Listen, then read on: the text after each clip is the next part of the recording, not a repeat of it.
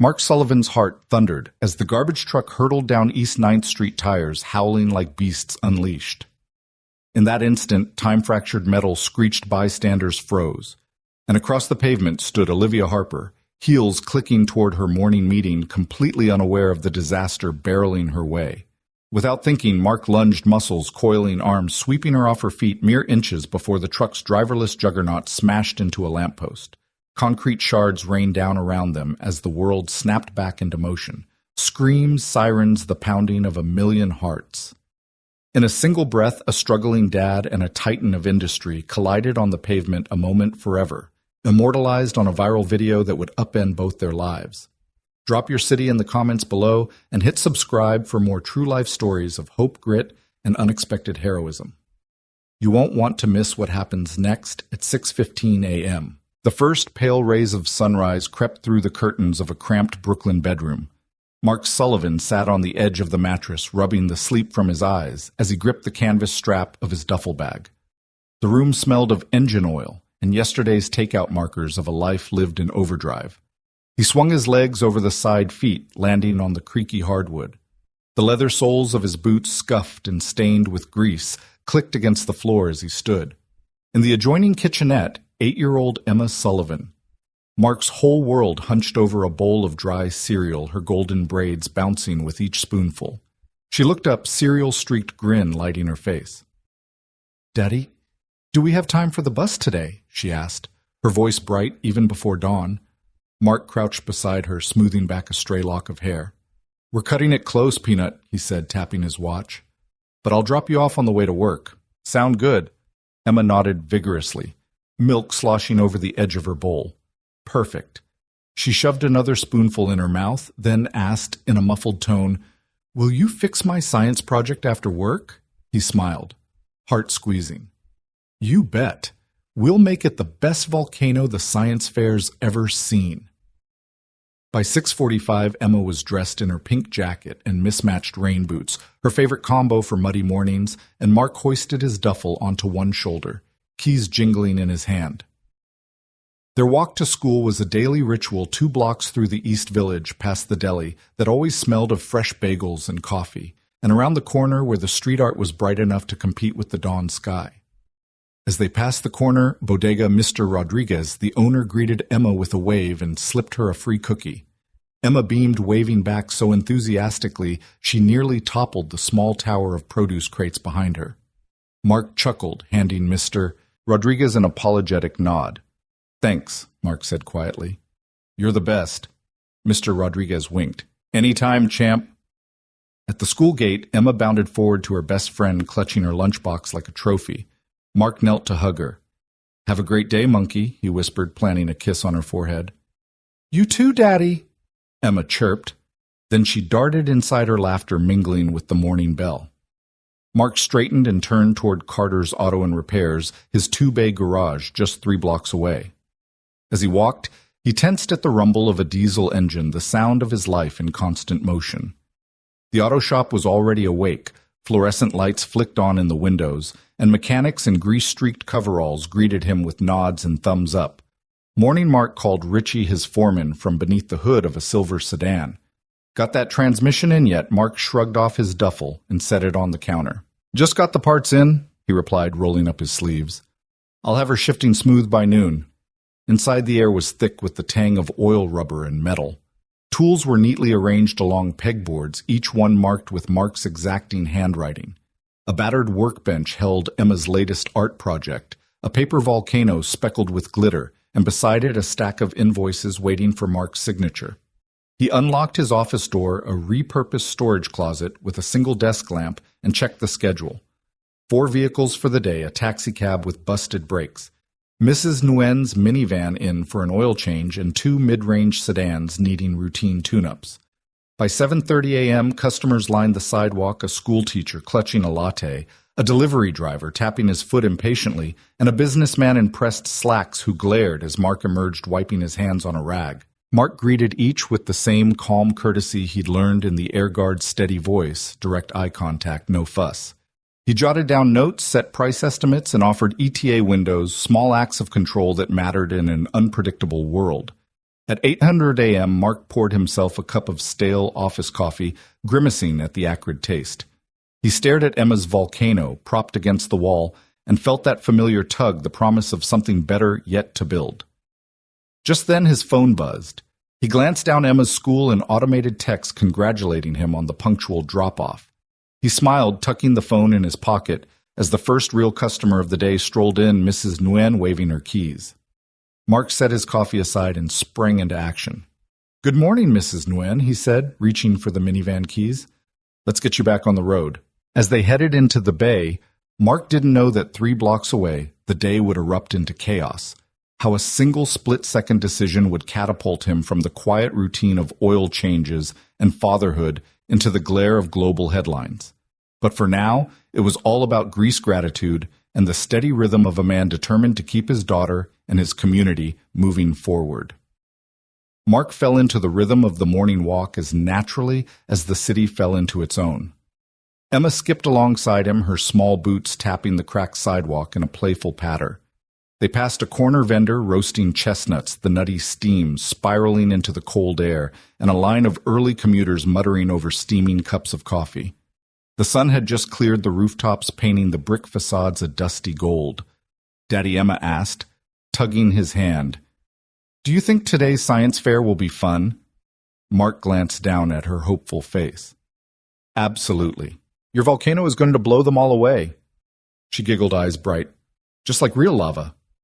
He laughed, letting go of a small wisp of worry.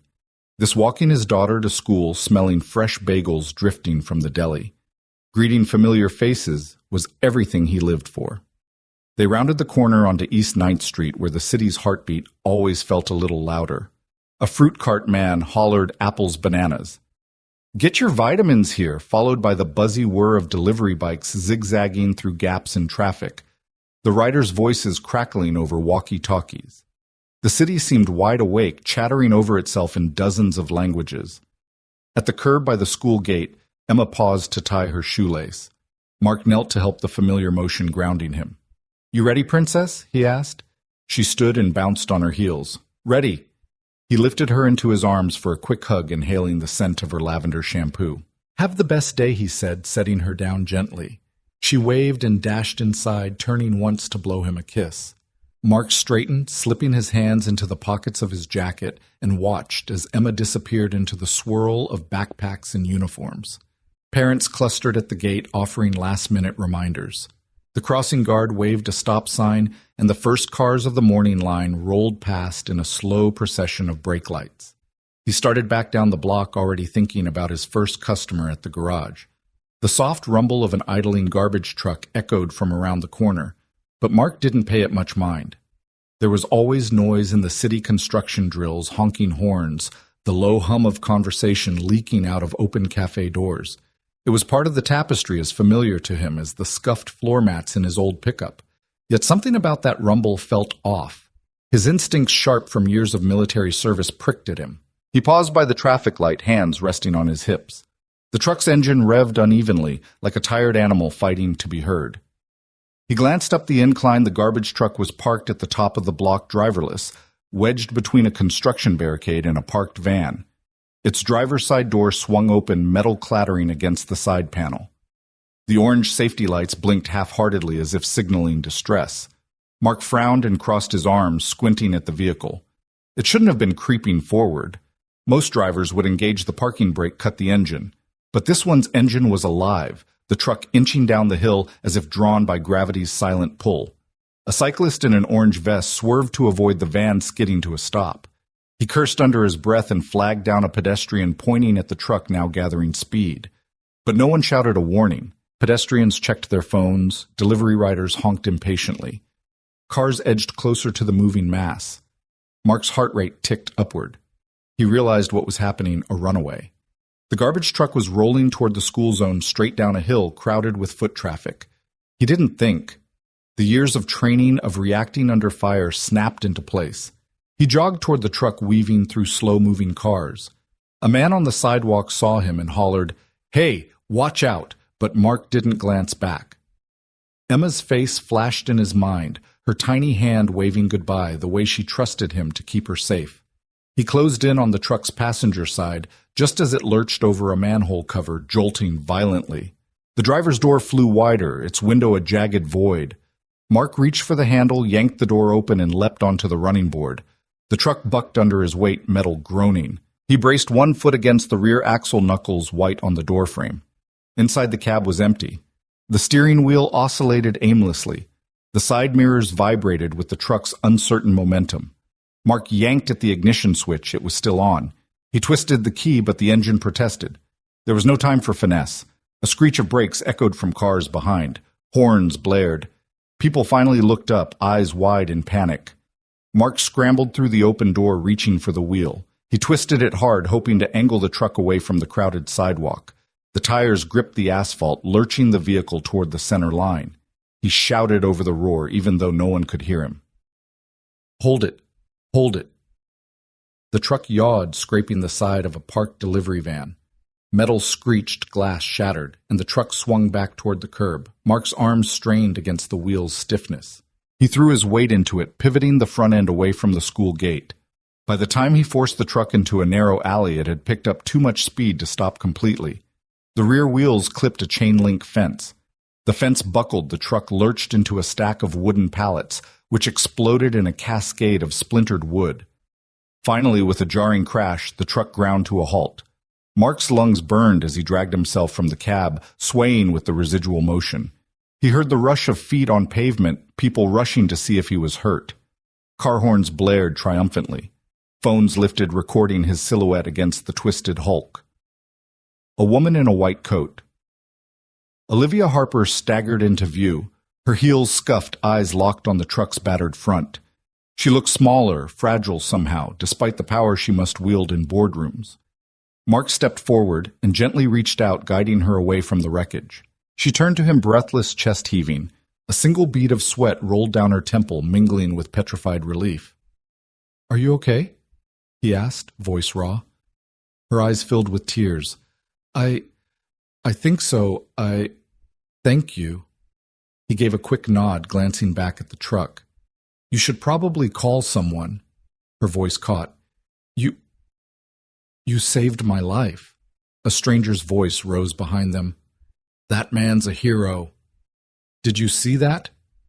Mark waved a dismissive hand. "I'm just glad it stopped before anyone got hurt." Olivia grabbed his arm. "No," she said, urgency cutting through her shock. "You don't understand. You literally saved me from dying. I need to know who you are." He hesitated, then smiled weakly.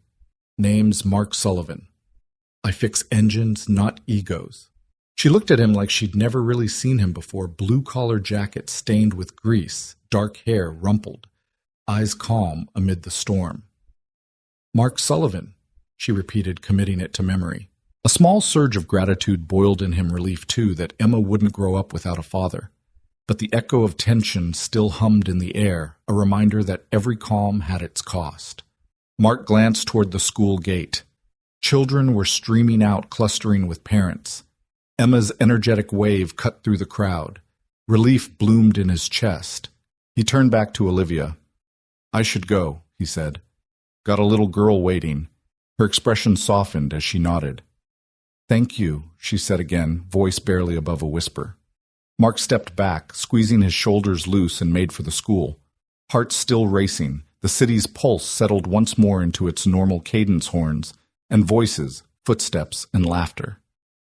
But for Mark Sullivan and Olivia Harper, nothing would ever be quite the same. The garbage truck's engine thundered like a waking beast, echoing off the brick facades and glass windows. Its steel frame shuddered as it descended the slope of East 9th Street, unmanned and unstoppable. Tires screeched against asphalt split by potholes, sending shards of gravel spiraling into the air. From a block away, the mechanical roar sounded alien, a war machine masquerading as municipal utility. On the sidewalk, people froze mid-step. A cyclist skidded to a halt, yanking his brakes so hard his front wheel buckled. A mother shrieked, clutching her toddler's hand as the child's wide eyes reflected the truck's headlight glare. Businessmen in tailored coats spilled coffee onto their shoes, their phones tumbling from slack hands. Every face turned toward the descending colossus, horror infused with disbelief. The truck had broken free of its driver, its cabin yawning open like a wounded animal's mouth. Mark Sullivan's heart hammered in his chest. He'd glimpsed the danger moments before when the truck had rumbled past the school gates, were rattling the iron fence, and sending children ducking into classroom doorways. But now, as the vehicle climbed speed around the curve, it became a runaway bullet on wheels aimed squarely at the crowd just ahead. He tasted adrenaline on his tongue, sharp and electric. "Run!" Someone screamed. It was a man's voice, raw with panic, but so many voices cried out that the word dissolved into a cacophonous howl.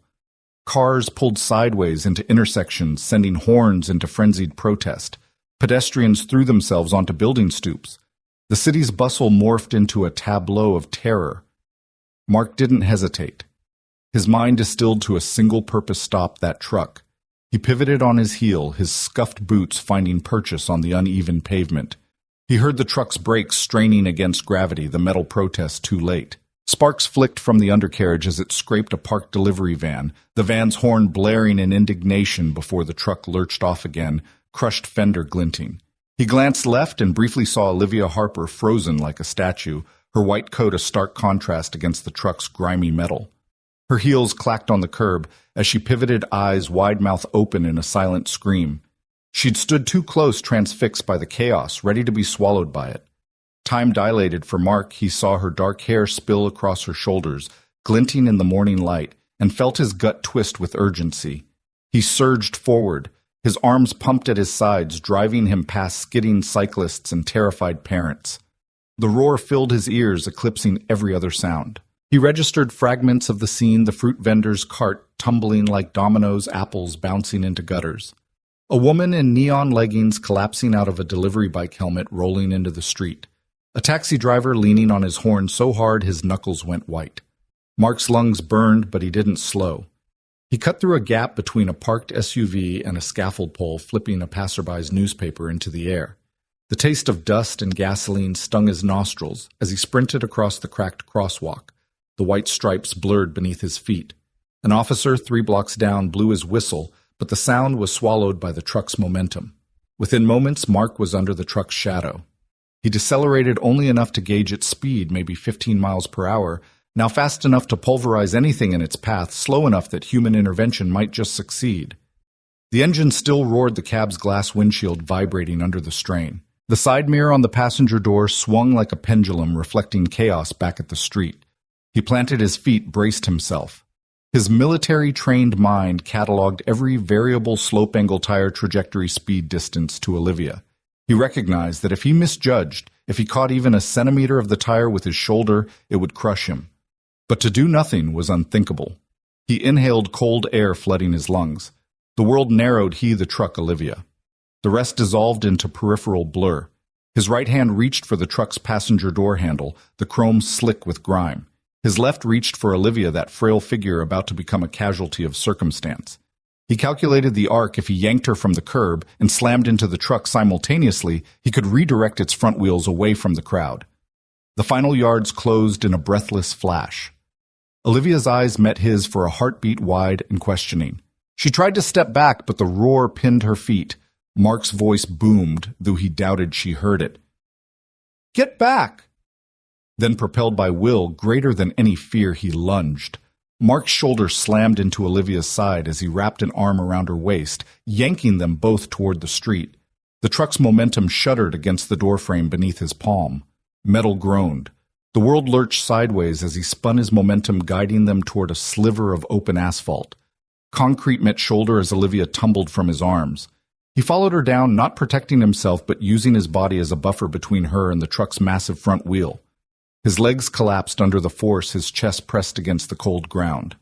In that instant, the truck careened past them, a slanted shadow harboring disaster. The drag of its rear bumper scraped the pavement a foot from Mark's head. He felt the floorboards vibrate under his cheek. The tires thundered on, friction singing as the truck finally ground to a halt against a toppled lamppost. Silence crashed behind the roar. Mark lay for a moment, tasting asphalt in his mouth, chest heaving. He pushed himself up on trembling arms, heart pounding like a war drum. Olivia lay 50 feet away, sitting on the curb, her palm pressed to her cheek. She stared at him with eyes that shimmered in disbelief. He saw the tremor rippling across her coat, the small trail of blood on her forearm where concrete had grazed her skin. He scrambled to his feet, legs unsteady but determined. Pedestrians began to exhale, gasping the breath they'd held. Phones emerged, cameras clicked. A dozen hands reached toward Olivia, but Mark cut through the crowd in 2 strides, kneeling beside her. "Are you hurt?" he asked, voice rough as gravel. She blinked, dazed, then pressed her palm harder to her arm. I think I'm okay. You saved me." He ran a hand through sweat-damp hair, chest heaving. "You're going to be fine. Just take a breath." Her gaze flicked up, meeting his. Relief pooled in her eyes, and for a moment she seemed too fragile to speak. Then she whispered, "Mark, you saved my life." Mark nodded, suddenly aware of the blood trickling from a long gouge across his own forearm where shards of concrete had met him. Pain bloomed, but he barely felt it, another testament to the surge of adrenaline that had carried him here. Behind them, the truck's engine idled, as empty and defeated as the broken streetlight dangling overhead. Paramedics' sirens wailed in the distance, drawing closer. The crowd parted, creating a small corridor of respect. Olivia sat up, brushing grit from her coat. Mark rose beside her, offering his hand. She took it, standing unsteadily. Her high heels clicked across the rubble as she closed the gap between them, eyes never leaving his. "Thank you," she said again, voice stronger now. "Truly." Mark just nodded. He glanced at the gathering EMTs. "They're here. You should let them check you out." She hesitated, then gave a curt nod. As she turned to walk toward help, Mark watched her staggering steps. Then he looked up the hill at the school gate where Emma would soon pour out into the street. He glanced back at Olivia one more time, her white coat now smudged hair mussed, regaining her composure. No words passed between them, but in that mutual breathless silence something shifted. 2 lives separated by opportunity and circumstance had collided in chaos, and forged a bond neither expected. Mark turned and jogged toward the school, every nerve alive with the knowledge that while he had saved one life, he had another to protect. His daughter's face flashed in his mind, the smile he promised he'd keep safe. With that promise burning in his chest, he broke into a sprint, racing through the stunned crowd and into the street. Mark's arms closed around Olivia Harper's waist like iron bands. Time stretched as he hauled her off the curb, twisting both of them away from the truck's lethal path. Concrete scraped his palms. Olivia's heels skidded against the rough pavement before she tumbled free and rolled onto her side. Mark used every ounce of strength left in his lungs and legs to shove her away from the monstrous grill, away from the spinning wheels that bore down like a freight train. The garbage truck screamed past them, the deafening roar of its engine a tune for the usual city symphony. Its momentum carried it into a battered lamppost just feet from where Mark and Olivia had lain. Metal groaned as the lamppost bent, sheer steel buckling under the assault. Sparks flew from the collision, sending a shower of orange fireflies across the cracked asphalt. The truck ground against the lamppost in a violent embrace before shuddering to a halt, the front end wedged at an impossible angle. Then, as if released from some cosmic tension, it fell silent. For a heartbeat, the world held its breath. There were no honking cars, no shouting vendors, no squealing bike tires. The only sound was the ragged panting of Mark and the distant babble of water dripping from the ruptured garbage can's hydraulic arm. Then a single gasp echoed down the street, followed by another, and soon a ripple of exhalations coursed through the onlookers.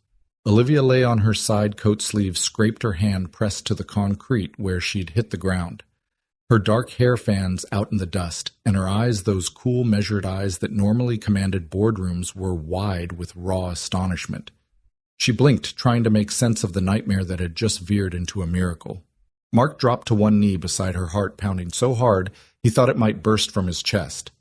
He reached out, brushing grit from Olivia's shoulder. "Olivia, you all right?" His voice, rough and thunderous against the sudden hush, seemed to belong to someone else, someone forged in fire. She pressed her palm to his wrist, steadying herself. I think so," she whispered, voice trembling between shock and relief. You saved me." Mark scanned her for injuries, the reddening scrape on her forearm, a bruise blossoming near her ribs where the turn of his body had shifted her weight. "Stay still for a sec," he said, his gaze flicking to a rising hum of sirens. Help's coming. Just take a deep breath. He offered her a small half-grin, even as his vision blurred with adrenaline and relief. Across the street, the first EMTs arrived, 2 paramedics vaulting out of their ambulance with medical packs in hand. They sprinted toward Olivia and Mark, weaving through a crowd, now packed in tight rings of horror and wonder. The lead paramedic knelt beside Olivia, asking calm, clipped questions as he unzipped his bag for sterile wipes and gauze.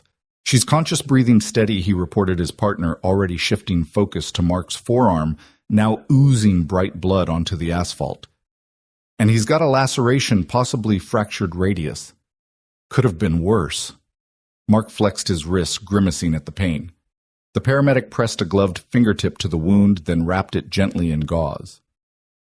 "We'll get you patched up," the medic said, his tone, professional warmth.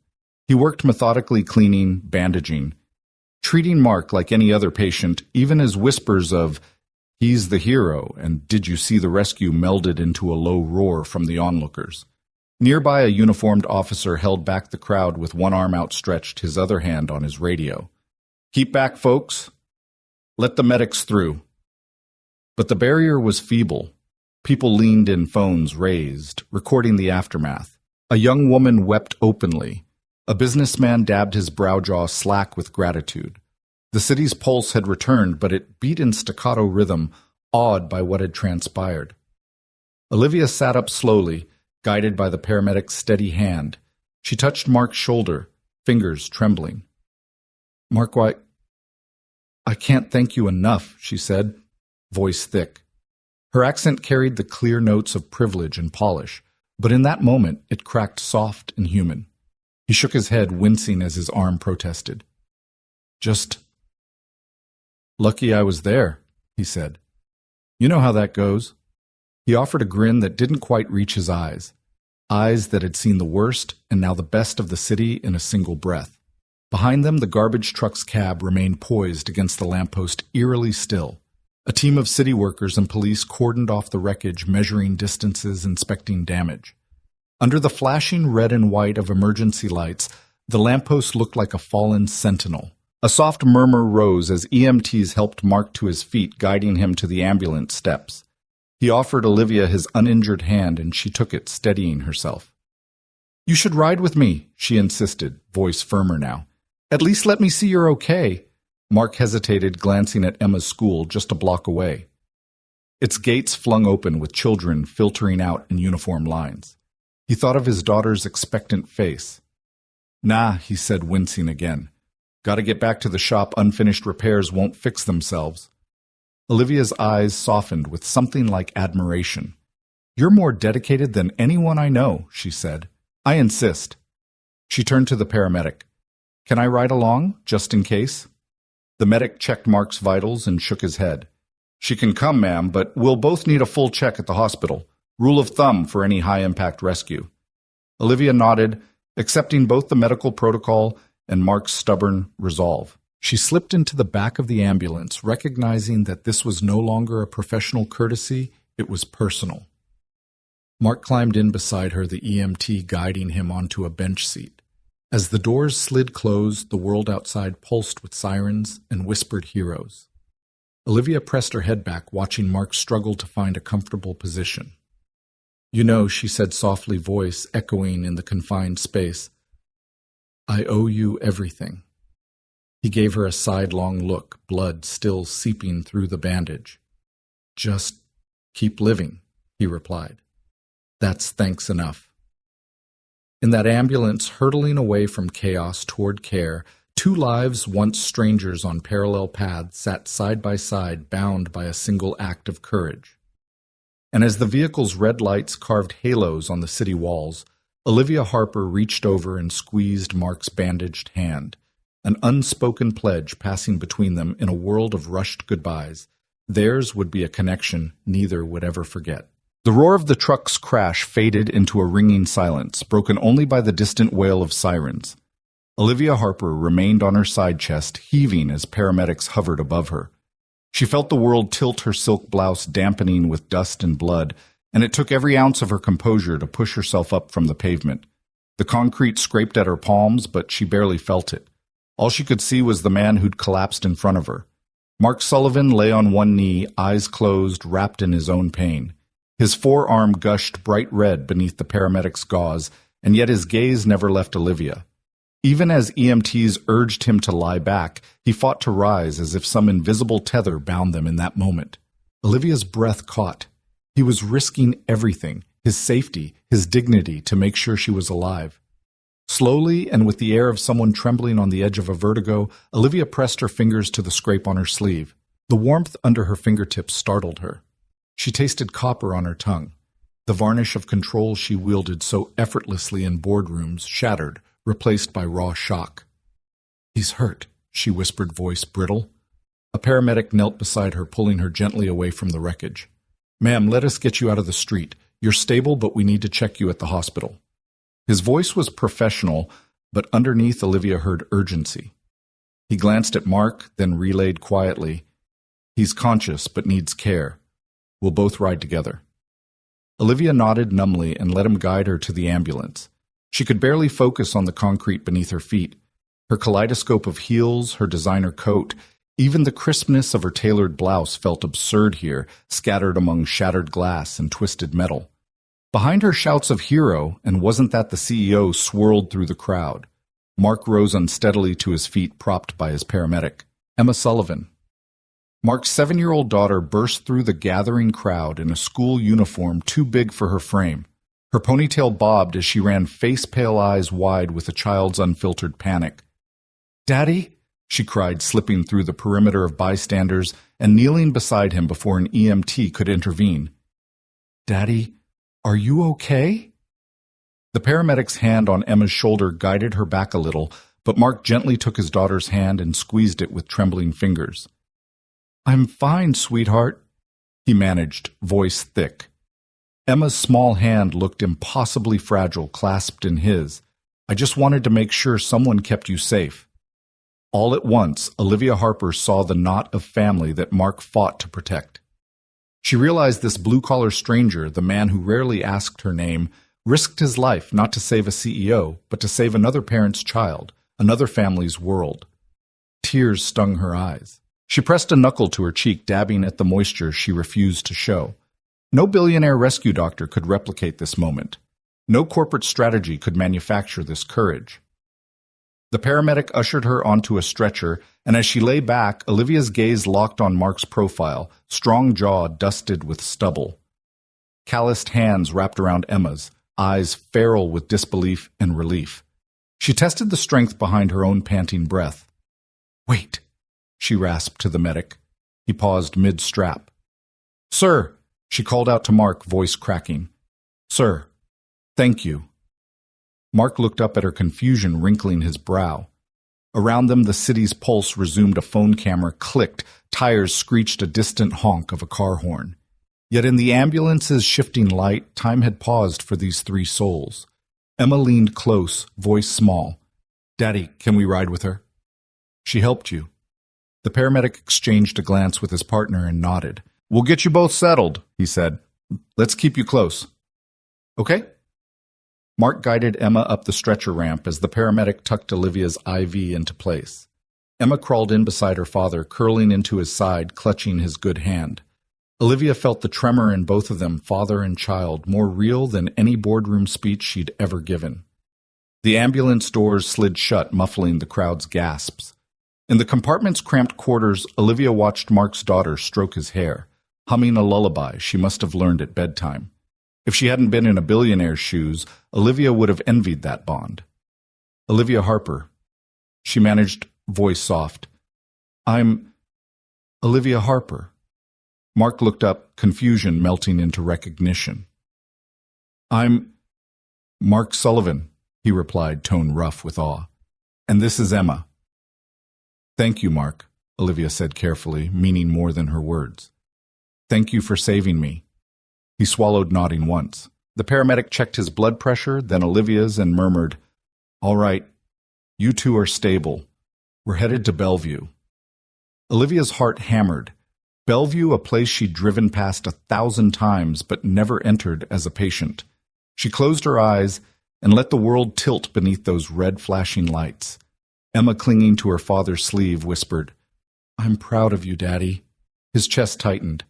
Hey, he said in a voice that might have carried echoes of war zones where his heart had seen darker days. You're my hero every day. Olivia blinked, surprised by the sweetness of that exchange. She glanced at Emma's sketchbook perched on the seat rail. Simple drawings of family stick-figure hearts, and a figure in coveralls holding a child's hand. Emma's world revolved around her father's strength. Olivia could see it in every careful line. The ambulance rattled through the city streets' lights, dancing across their faces. Olivia found herself reaching out, brushing a fingertip against Mark's arm. He tensed, but didn't pull away. Do you need anything? She asked, voice vulnerable. He shook his head. Just get better, he said wryly. Emma and I need to go home. A smile flickered across Olivia's blood-stained lips. I'd like that, she said. I'd like to thank you properly. Mark's gaze softened with something like relief. I'm not much for dinners, he admitted, but I owe you. The paramedic gave them a knowing look. Don't worry about payment, he said, packing away his instruments. Heroes ride free. Laughter bubbled through the tension, and even Emma giggled, poking Mark's shoulder. You're a hero, she teased. You get all the free rides. The tension in the ambulance eased into something like hope. Olivia stared at the emergency doors at the world beyond that would greet them with questions, cameras, and endless speculation. But here, confined by rushing walls and pulsing lights, she saw only what truly mattered. A man, his daughter, and the fragile thread that bound them in the face of disaster. And in that shared space of shock and recognition, Olivia Harper, billionaire, CEO, knew that her life had been rewritten not by strategy or shareholder votes, but by the quiet, unvarnished humanity of a single dad named Mark Sullivan. The cell phone trembled in the bystander's hand as the garbage truck barreled past. With a single instinctual sweep, Mark Sullivan had hurled Olivia Harper clear of the metal beast, and the entire world was watching. By dawn, the footage of that split-second act had been shared, reshared, remixed, memed, and dissected across every platform imaginable. On every screen, from Brooklyn subway cars to Wall Street trading floors, Mechanic Dad Saves Billionaire played on loop. Mark woke before sunrise to the glow of his own phone, the notifications flashing like warning lights, videos, tweets, articles. He squinted at the headline scroll. Blue-collar hero, just a dad, now a legend. Mechanic's quick thinking spares CEO's life. Sullivan goes viral. All hail Dad. His garage phone rang off the hook with media inquiries. None of them welcome. Emma, still half asleep on the couch, peeked at her father's strained face. Daddy, why is everyone calling you a hero? He forced a soft smile. Guess I did something right, kiddo. He squeezed her hand before slipping downstairs to brew coffee, heart-pounding as he scrolled through streams of praise and confusion.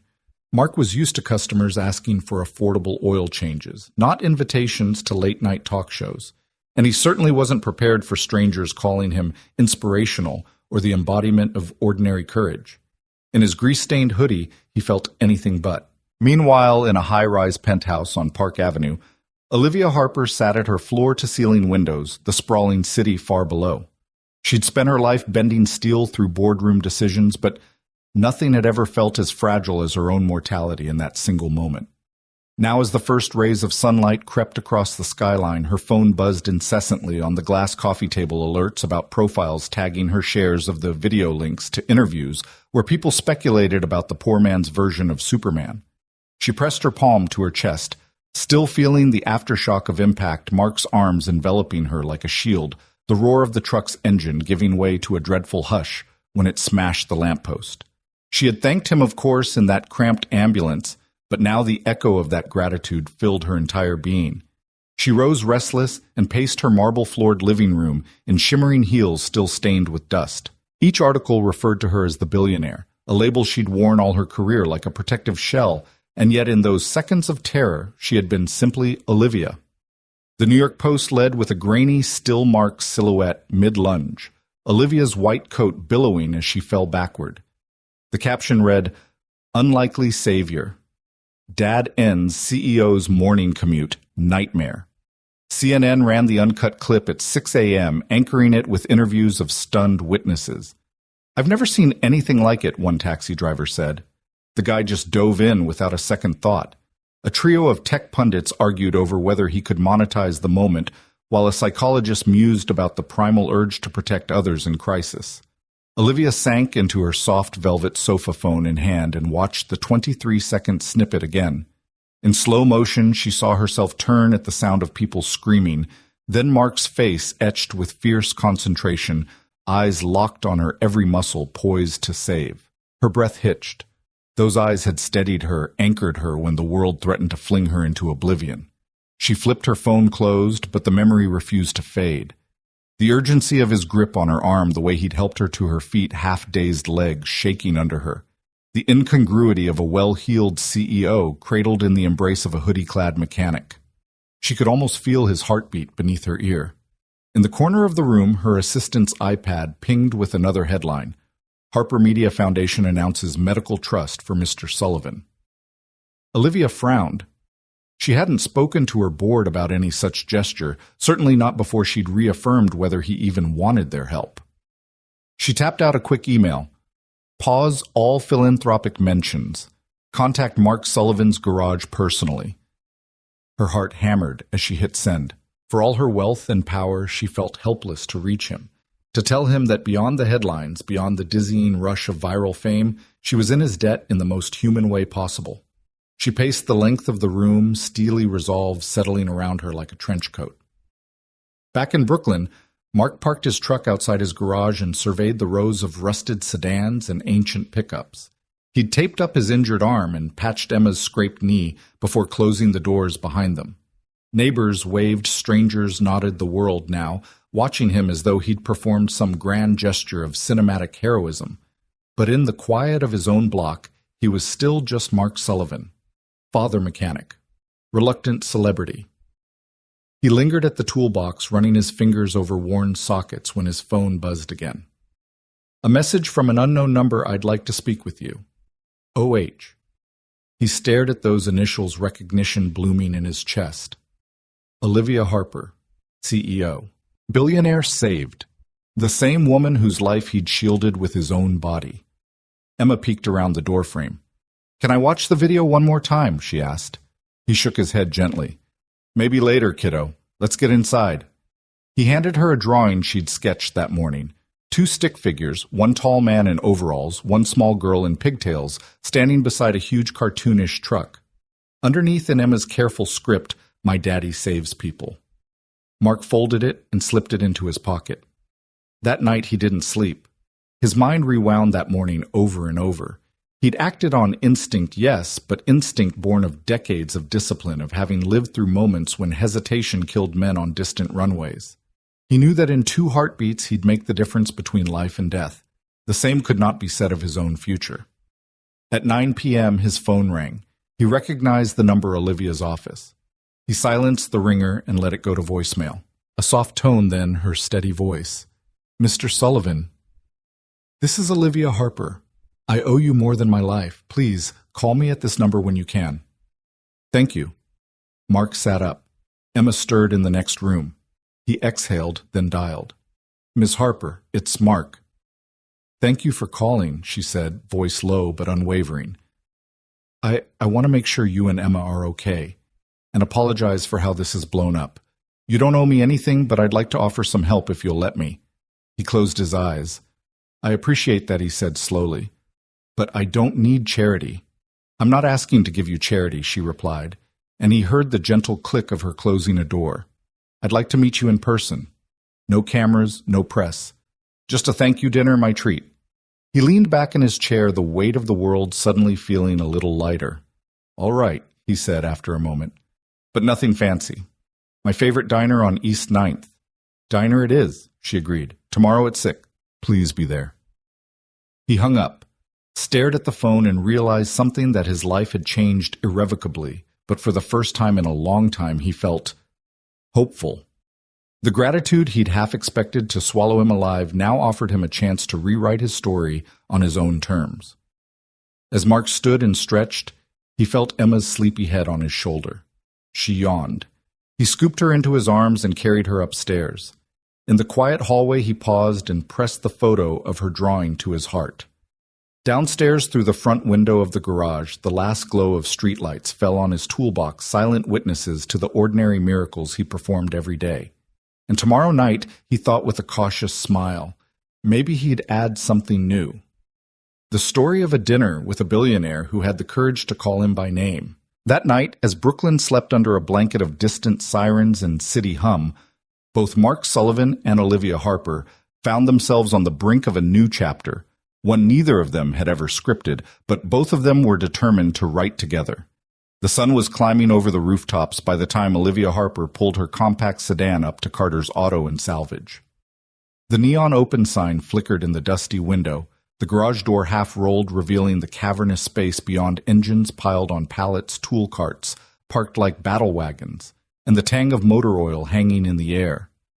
She hesitated at the threshold, smoothing the edges of her trench coat, willing herself to step into a world that looked nothing like the chrome and glass platforms she commanded. Inside, Mark Sullivan was bent over the open hood of an old Ford pickup, his dark hair tousled, sleeves rolled to the elbow, forearms streaked with grease. He didn't look up when the door chimed, but the sharp click of her heels on concrete echoed through the shop, and he straightened with a slow swivel. "Ms. Harper," he said, voice rough around the edges, but there was no mistaking the surprise in his tone. He wiped a hand on a rag and extended it. "I didn't expect you'd actually come." "Call me Olivia," she replied, stepping further inside.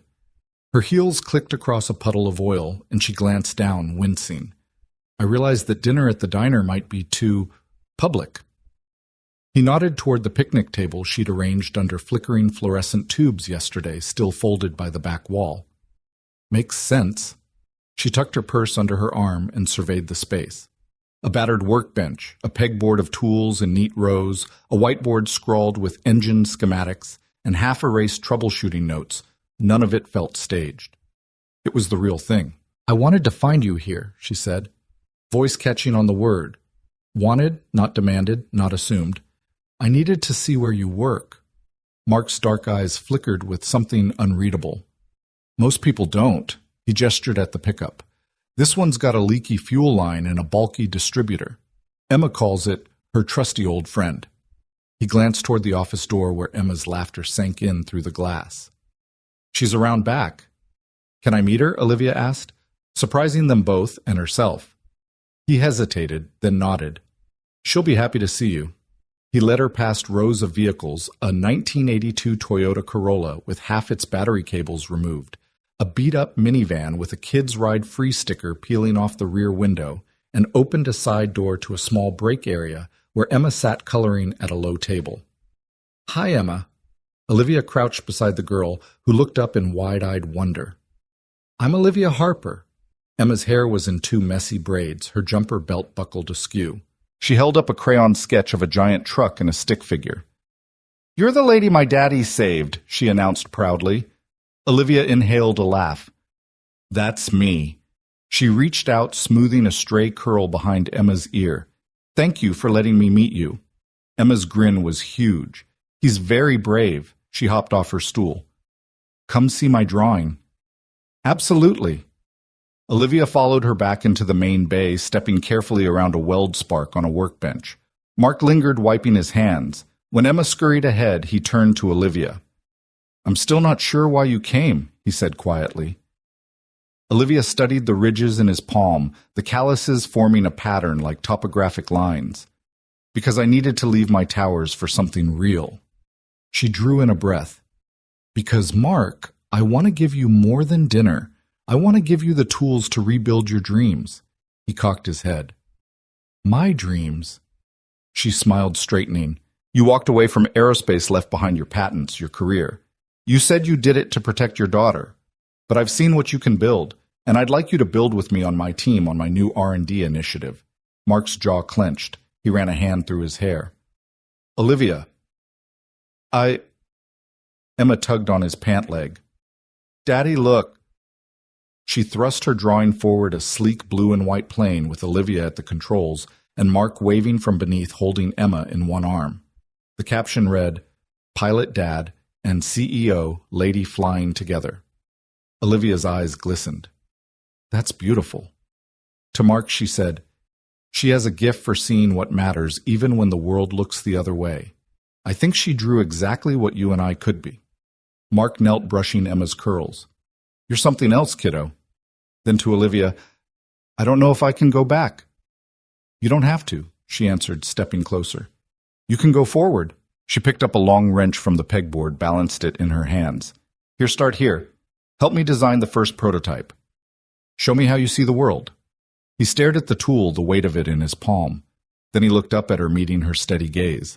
The hum of the fluorescent lights and distant traffic receded, leaving only the two of them standing amid engines and raw possibility. He offered a small, wry grin. All right, where do we begin? Her relief flickered into a radiant smile. Right here, she tapped the workbench. Blueprints come out of your mind. Let's start sketching. They cleared a space, pulled down a roll of butcher paper, and spread it across the surface. Mark grabbed a pencil. Olivia fetched a ruler. Emma perched on a crate, watching them draw the outlines of a new chapter. As the afternoon light slanted in through dusty windows, their lines intertwined metallic curves, air intakes, open cockpits. Under Mark's steady hand and Olivia's visionary eye, a partnership took shape, one built on grease and gratitude, powered by connection and second chances. And for the first time since that morning's accident, Mark Sullivan felt his heart lift, his garage no longer a sanctuary of the past, but the launch pad for everything that lay ahead. Steam curled from the checkerboard tabletop as the waitress set down 3 thick milkshakes, vanilla for Emma, chocolate for Mark, and a perfect swirl of strawberry for Olivia. The diner's neon open 24 hours sign flickered through rain-spattered windows, painting the red vinyl booths in warm pulses. The scent of frying onions and grilled beef lingered in the air, mixing with the dull hum of fluorescent lights overhead. It was the kind of place where time slowed, where secrets found a way of surfacing between bites of cheeseburger and sips of frothy sweetness. Mark leaned forward, his forearms resting on the formica. Around him lay the detritus of diner dining, a plate with 2 half-eaten burgers, crumpled napkins, and a small dish of pickles. Emma was perched on the edge of her seat, hugging her milkshake like a trophy. Olivia sat opposite them, her tailored coat draped over the booth behind her eyes, bright with curiosity. So Olivia began stirring her strawberry shake with a plastic straw. You really do make everything from scratch here. She nodded toward the kitchen door where the cook's silhouette flickered in and out. Mark shrugged, a half-smile forming. Our secret is low expectations and high-heat grills. He dipped his fries back into ketchup, then paused. But honestly, everything tastes better when you haven't got a million shareholders sniffing around. Emma snorted, orange milkshake mustache and all. Daddy always says if you cook for the heart, the stomach will follow. Olivia laughed, and the sound felt like sunlight breaking through clouds. That's a great line. Mind if I borrow it? Feel free, Mark said, his gaze drifting to Emma. He caught Olivia's eye and nodded, as if saying, She's my North Star. Then he turned back to his daughter. You want to tell Ms. Harper about your art project this weekend? Emma's eyes lit up. We're painting rainbows on community center walls. She bounced with excitement. Ms. Lopez said colors chase away bad days. Olivia reached over and gently ruffled Emma's hair. That sounds wonderful, Emma. I'd love to help. Emma beamed and turned back to her shake, humming with pride.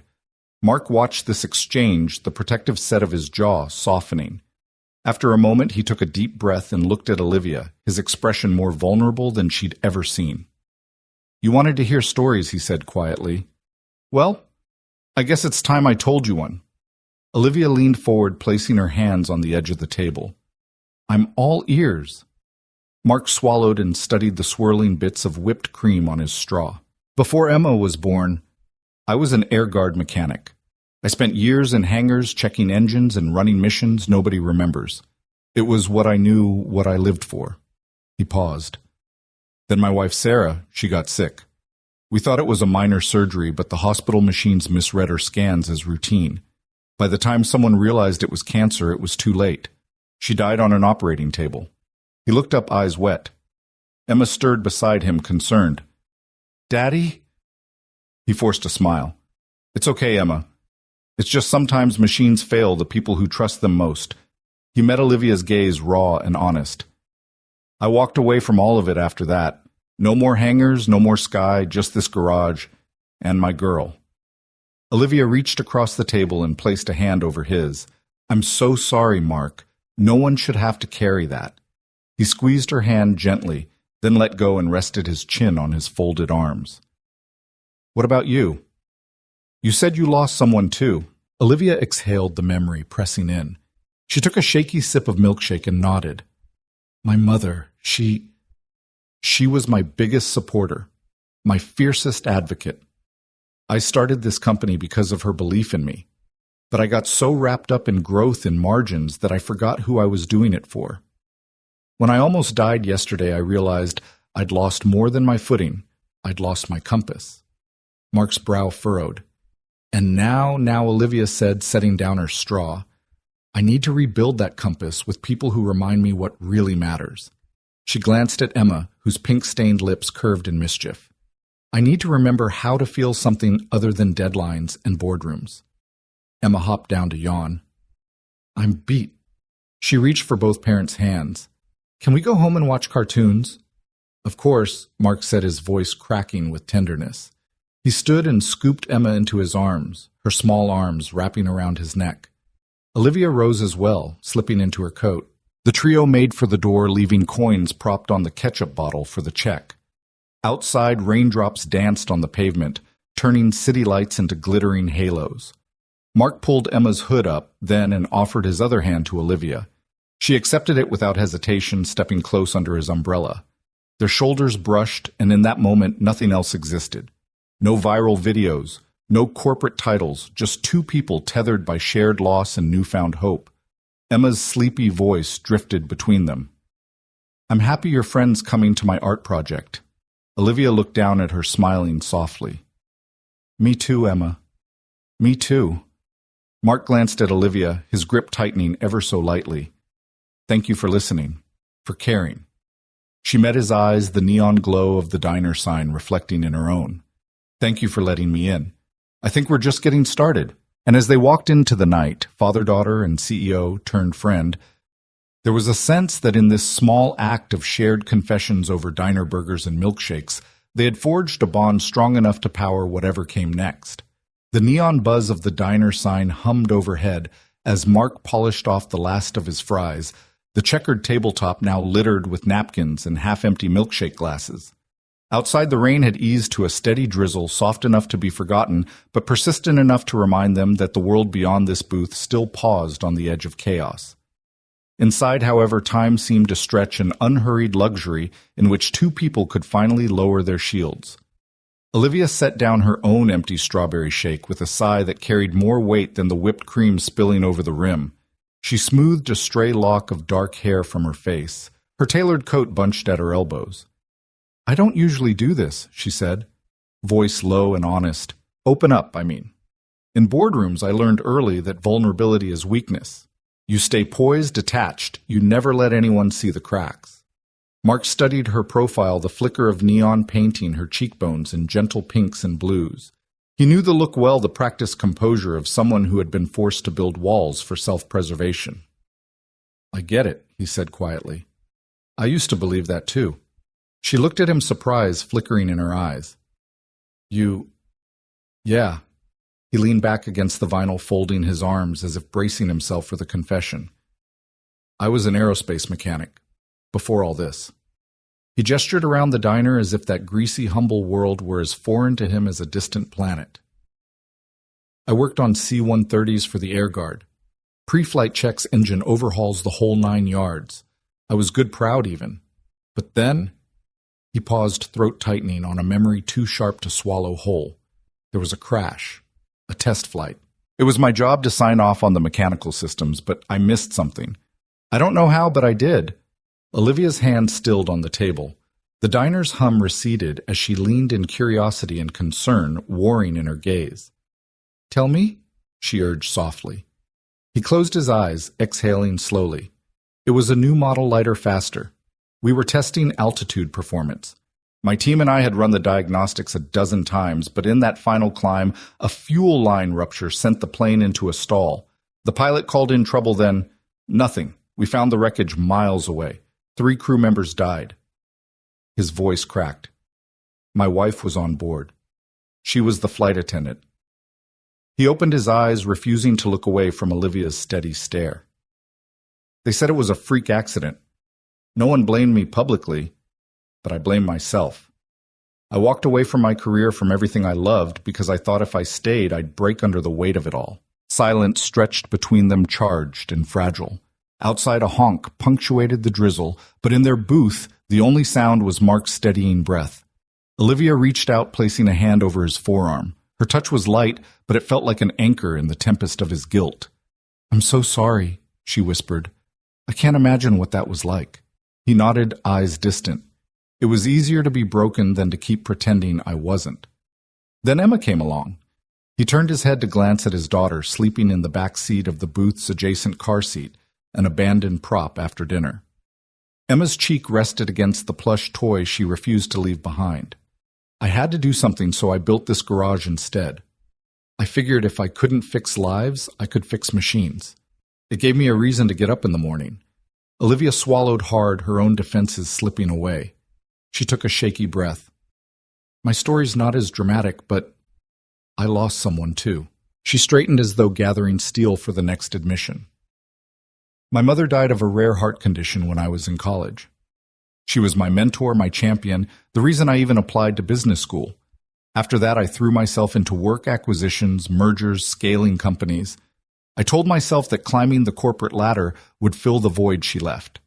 She laughed, a soft, hollow sound. "Turns out you can't replace a mother with stock options." Mark's gaze softened. "It takes a strong person to build empires. But it also takes one to admit it's not everything." Olivia's shoulders slumped with relief. "I used to think power meant control. But yesterday when I saw you throw yourself in front of that truck, that was control in its purest form. You trusted your instincts, your skill, and that you'd be willing to die for a stranger. That to me is the definition of true strength." Mark's throat bobbed as he swallowed, emotion pooling in his eyes. "I didn't think of you as a billionaire. I just saw a person in danger. No boardroom, no titles, just a life that mattered." He glanced down at the dry ketchup stain on his work-worn jeans. In that moment, none of the rest of it mattered. Olivia reached out and tucked a tendril of hair behind her ear. "And yet, so much else matters." She paused, her fingertips brushing his knuckles. "We both built walls, me around my heart, you around your talent. But here in this booth, they've come down. I've never trusted someone so quickly." Mark's lips quirked into a small, vulnerable smile. "Same here." Emma stirred, blinking awake and rubbing her eyes. She sat up, a yawn catching in her throat. "Did I miss something?" Olivia reached across the table and ruffled Emma's hair. "You're just in time for dessert." She slid a napkin toward the girl. Emma beamed, undeterred by the gravity of the conversation she'd interrupted. Mark chuckled, watching Olivia's hand linger on the napkin next to Emma's. "Thank you for listening, for caring." Olivia's eyes glistened. "Thank you for telling me, for letting me see you." Their gazes locked, and for a moment the diner's neon glow felt sacred, a witness to two souls who had shed their defenses and found in shared vulnerability an unexpected kinship. Emma clapped her hands, breaking the spell. "Can we get pancakes?" Mark laughed. "Pancakes coming right up." Olivia folded her coat around her and rose. "Don't let me keep you. I'll order at the counter." She offered Mark a nod that carried gratitude and hope. Mark stood, sweeping Emma into his arms. "Stay," he said softly, voice thick with feeling. "I'm not ready for this conversation to end." Olivia paused, then stepped back into the booth's glow. "Neither am I." She slid onto the seat beside them, and in that simple act joining father and daughter, she erased the boundary between two worlds. The waitress returned, pen poised over the check. Olivia smiled, ordering 3 stacks of pancakes, butter melting on top, and extra berries for good measure. Outside, the rain lightened into a mist, but inside, 3 people tucked into comfort food felt warm enough to weather any storm. As Mark and Olivia traded playful glances across the table, and Emma dug into her blueberries, the diner's buzz resumed. Conversations floated around them, but they sat cocooned by trust, shared regret, and the fragile bloom of something new. No longer CEO and mechanic, but 2 imperfect hearts rebuilding together, one pancake at a time. That evening, the city light shimmered against the wet pavement as Mark Sullivan locked the garage door behind him. Emma, clutching her beloved sketchbook, tugged gently at his sleeve. Daddy, she murmured, are we going to see her again? Mark paused beneath the flickering street lamp, the steam from a nearby vent curling around their feet. He looked down at his daughter's hopeful eyes and managed a small smile. I think we will, he said, though in his heart he wasn't entirely certain.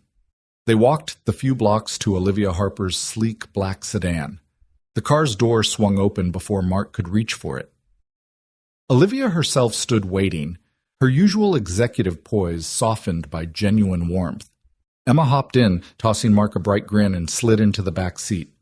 Mark settled beside Emma, wincing slightly as the leather stretched against his grease-stained jeans. Olivia slipped behind the wheel, the hum of the engine a steady undercurrent to her thoughtful silence. Finally she spoke. Mark, I owe you more than I can ever express. She began, her voice low enough that only he could hear. Emma craned her neck to catch her mother's eyes in the rear-view mirror, but Olivia kept her gaze forward as though steeling herself for what came next. I've been thinking about what you said in the diner, that the world needs places built on heart, not just profit, and I want to help build that place. Mark swallowed against the lump in his throat. He hadn't forgiven himself for the Vega 7 accident, hadn't even dared imagine a path back into engineering, let alone a place in the corporate world. Olivia continued, turning onto the avenue that led to her headquarters' gleaming towers. I'm launching a new division at Harper Innovations. It's dedicated to ethical technology, sustainable propulsion, transparent AI protocols, safety-first design. Essentially, it's everything I wish I'd built years ago. I want you to lead it. She glanced at him as if searching his face for a flicker of reaction. Mark's mind raced with doubts. What if it was another boardroom gambit? What if Harper Innovations was just using him as a PR stunt? But Emma's voice cut through his swirl of uncertainty. Daddy, can we work with her? She asked sweetly, eyes wide in the reflection of the streetlights. Mark wrapped an arm around her heart, constricting at her trust in him. Olivia parked beneath the tower's canopy. The drop-off was silent except for the lyrics of a soft jazz tune playing on the car stereo. No pressure, she said quietly. Think of it as an invitation, not an obligation. She cut the engine, and the sudden hush felt cavernous. Mark stared at the dashboard, at the mirrored reflection of a man he hardly recognized anymore, scarred, hesitant, but perhaps ready. He cleared his throat. I don't know if I can go back, he admitted, voice rough. I walked away once because I thought I'd never forgive myself. I don't want to step into a world that nearly destroyed me. Olivia nodded, stepping out of the car. Emma followed suit, taking Olivia's hand and bouncing on her toes. Mr. Sullivan. Please, Emma chirped. You said you'd show me rockets. Mark looked down at Emma, his resolve softening at her eager face. Olivia reached into her coat pocket and pulled out a slim tablet. She tapped it, and a schematic flickered to life between them, a blueprint of a compact electric engine annotated with hand-drawn notes and safety margins. This is our first project, she said, holding it out to Mark. It's obviously still rough, but this concept could revolutionize short-haul flight.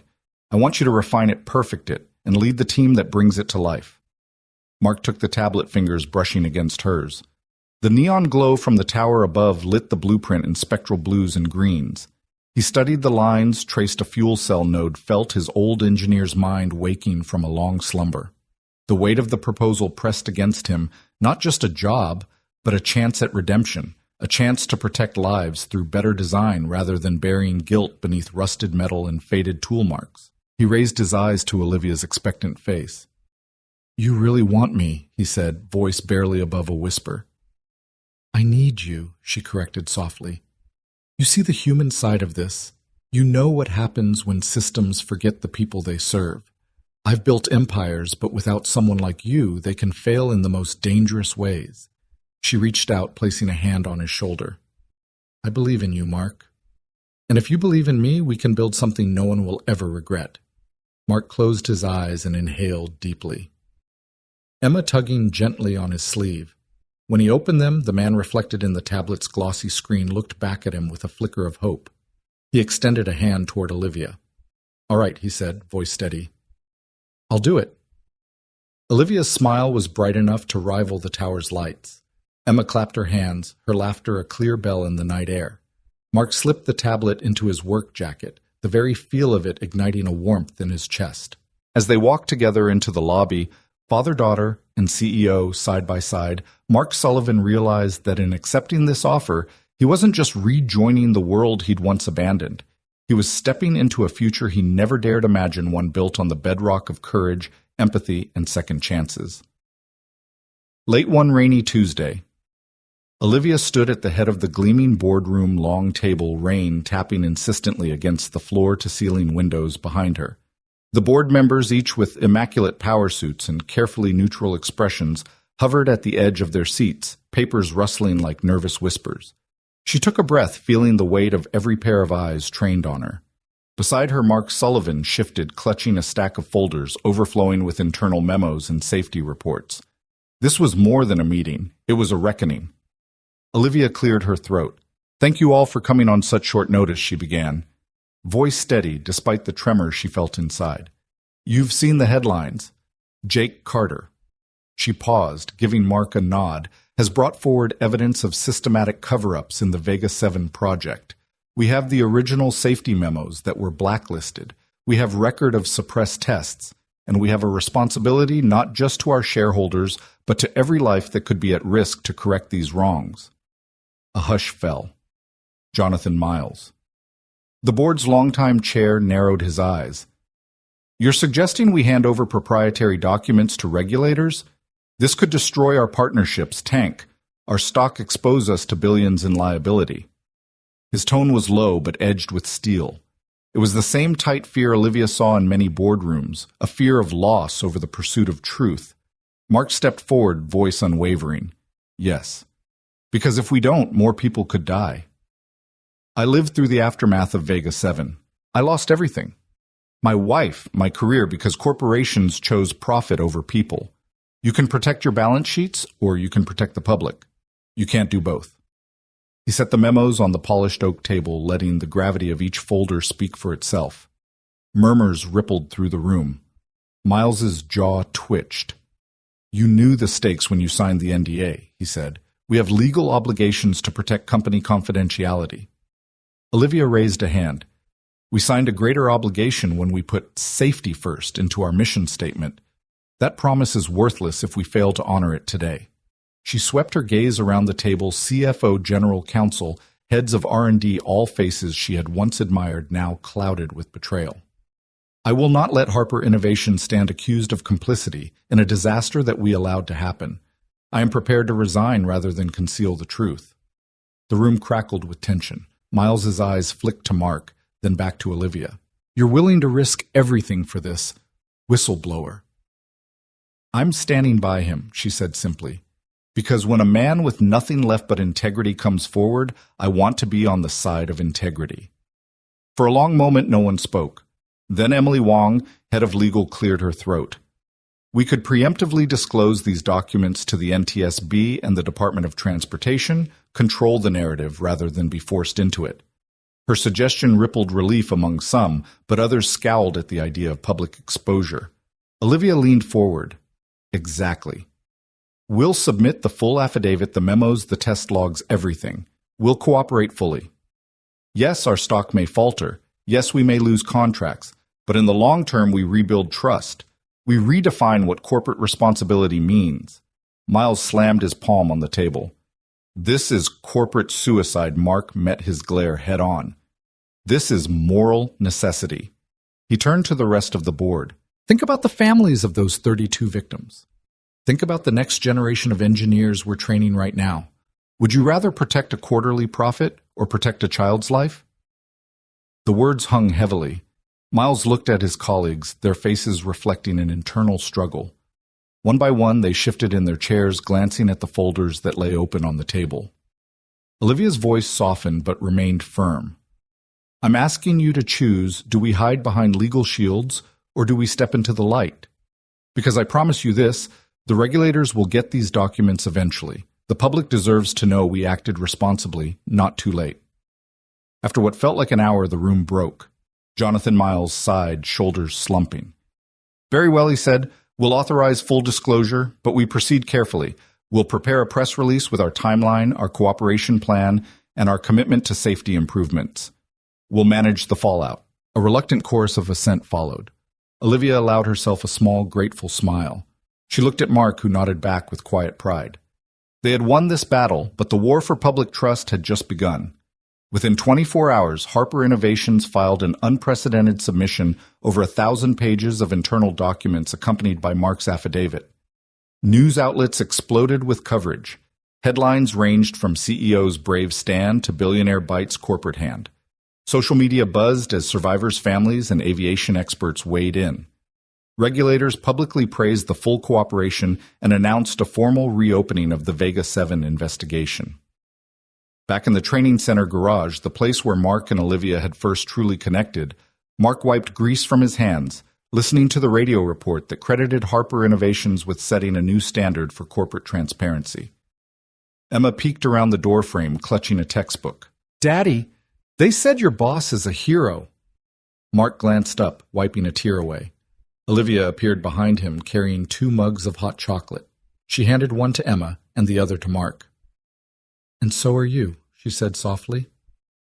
Emma hopped onto a stool between them, the 3 of them forming a circle of quiet triumph. Olivia folded her newspaper heady with the day's events. Our stock dipped, but only briefly. She noted relief in her voice. Investors respect the honesty approach. And more importantly, the DIOT just sent word they'll be consulting with us on new safety regulations. She looked at Mark.